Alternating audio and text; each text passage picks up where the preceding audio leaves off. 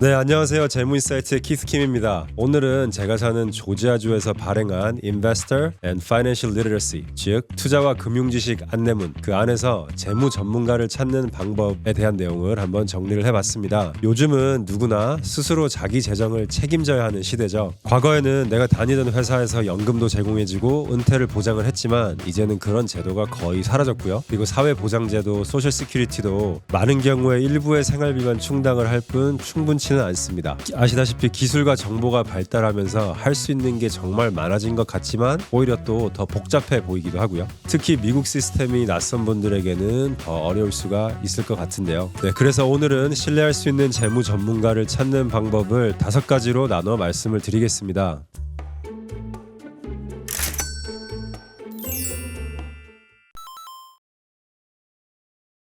첫 번째 단계인데요. 전문가의 유형과 라이센스를 구별하셔야 됩니다.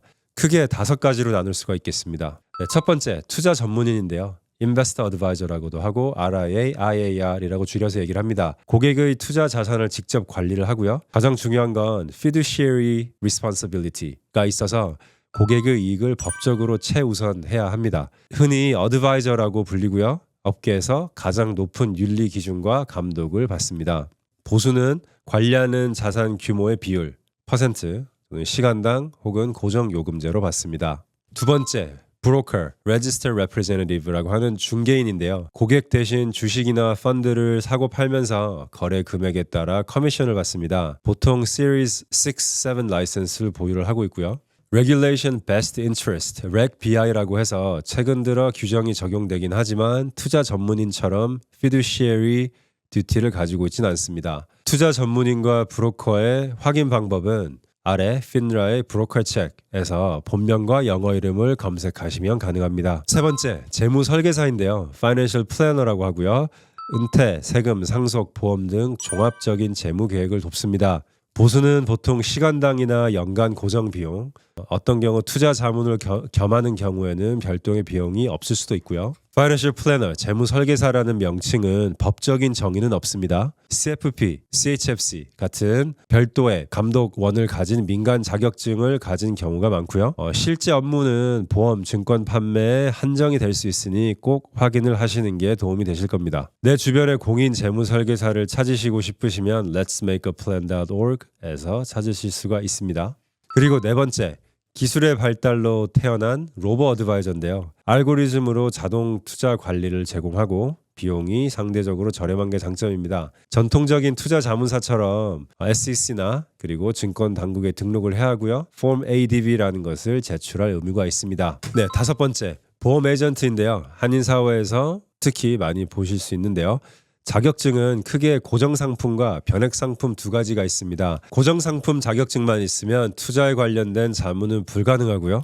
주로 상품 판매 커미션으로 보수를 받습니다. 자격증 확인은 조지아 보험국 웹사이트에서 가능합니다. 두 번째 단계인데요. 자격증 확인하기입니다. 전문가 이름 뒤에 붙는 작은 알파벳 많이 보실 텐데요. 150개 이상이 있습니다. 예를 들어 CFP, 공인재무설계사, CFA, 공인재무분석사처럼 오랜 교육과 시험 윤리 기준이 필요한 자격증도 있고요. 간단한 시험으로 따는 자격증들도 있습니다. 그래서 꼭 자격증을 발급한 기관은 어딘지, 그리고 교육시험 윤리 기준은 어떤지, 갱신 시 지속교육이 필요한지, 어디서 검증 가능한지를 확인해 보시는 게 현명합니다.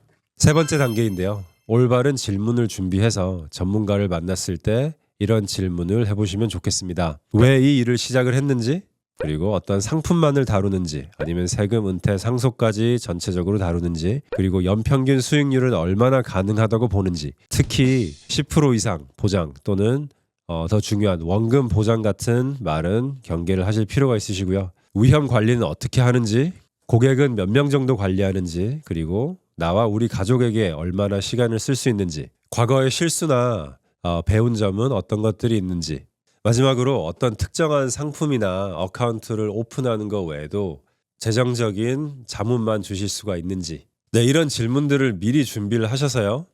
인터뷰를 하시면은 훨씬 더 도움이 되실 겁니다.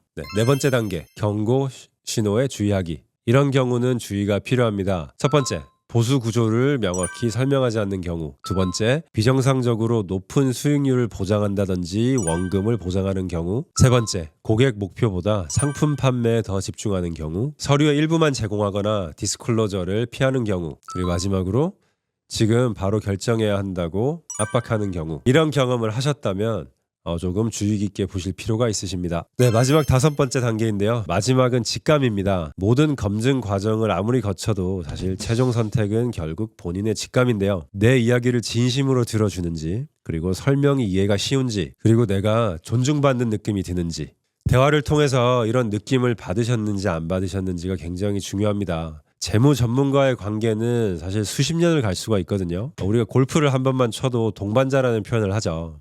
그렇기 때문에 단순한 기술적인 능력을 떠나서 오랜 기간 함께 할 수 있는 파트너가 굉장히 중요합니다. 마지막으로 또 중요한 질문은요. 혹시 지금 담당하시는 분께 무슨 일이 생기시더라도 저희 가족과 저희의 재무 계획을 꾸준히 서비스해 주실 수 있는 시스템이 있으신지 또 꼭 물어보시면 좋습니다. 네, 오늘 내용이 복잡한 세상에서 믿을 만한 전문가를 찾는 데 도움이 되시길 바랍니다. 더 궁금하신 점은 아래 연락처로 연락을 주시면 또 성심성의껏 답변을 드리겠고요. 우리 조지아 스테이트에서 발행한 이 안내문도 꼭 읽어보시길 바라겠습니다. 이상 재무인사이트의 키스킴이었습니다. 감사합니다.